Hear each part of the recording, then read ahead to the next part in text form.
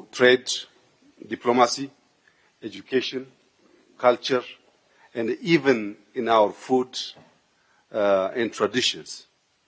These ties continue to shape a deep friendship, collaboration, and mutual respect between our people. We also appreciate your consistent message that Africa's priorities must lead the partnership. These kinds of dignified, respectful message for Africa is very important, Mr. Prime Minister. Keep pushing. That is the type of message we're expecting from all our trusted friends. This aligns fully with Ethiopia's development path, an African-owned, African-led, and African-defined. Mr. Prime Minister, today we meet with a clear focus to shape a modern partnership grounded in sovereignty, self-reliance, and practical cooperation. Our cooperation is rooted in equality and South-South solidarity. We see strong alignment between our homegrown philosophy. Both countries emphasize national capacity, inclusive development, and partnership that respects independence. Mr. Prime Minister, our economy, Ethiopian economy, is performing strongly. Last year, we grew 9.2%, and this year we're expecting 10.3% GDP growth. Besides GDP growth, our FDI inflow is also rising big time, and India is a leading source for our FDI. We have more than 615 Indian companies which is investing in Ethiopia. This all gives our cooperation a strong foundation of trust. I think our decision today that we elevate our historic relationship to strategic relationship is the right decision. Mr. Prime Minister, it's a great joy to have you here in Ethiopia.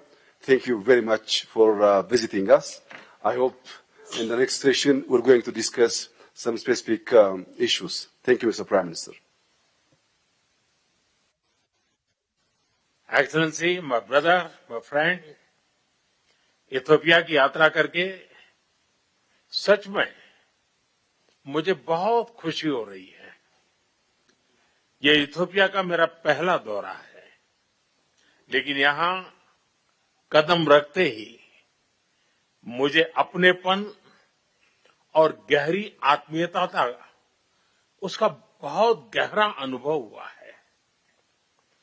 Bharat और Ethiopia के बीच हजारों वर्षों से निरंतर संपर्क, संवाद और आदान प्रदान होता रहा है।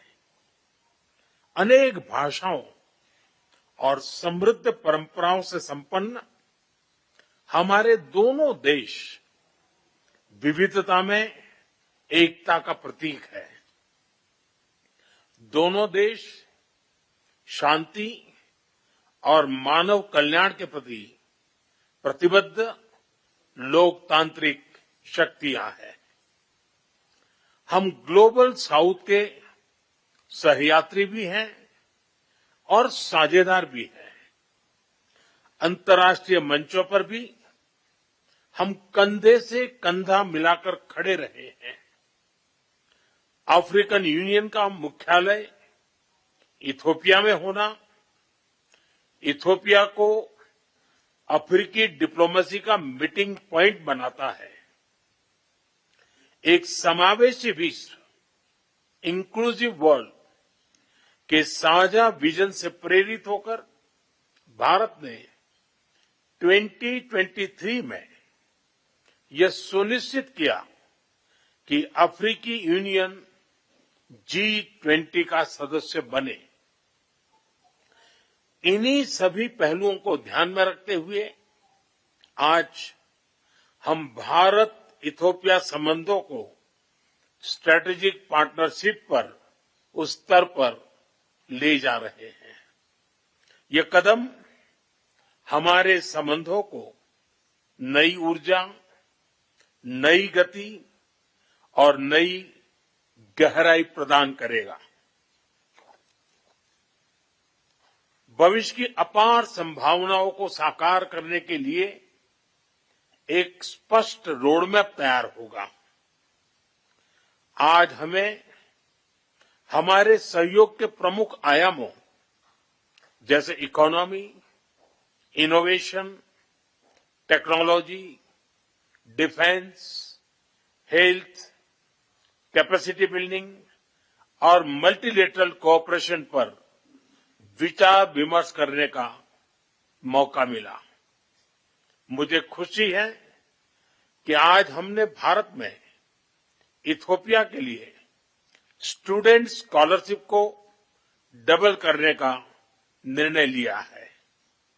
एक्सेलेंसी, पहलगाम आतंकी हमले पर आपकी संवेदनाओं और आतंकवाद के विरुद्ध हमारी लड़ाई में आपके समर्थन के लिए आपका बहुत बहुत आभार। और आतंकवाद के खिलाफ हमारी लड़ाई में मित्र देशों का साथ होना ये बहुत ही मायने रखता है। एक बार फिर मैं आपका, मेरा और मेरे डेलीगेशन का इतना भव्य स्वागत करने के लिए हृदय से बहुत बहुत आभार व्यक्त करता हूं।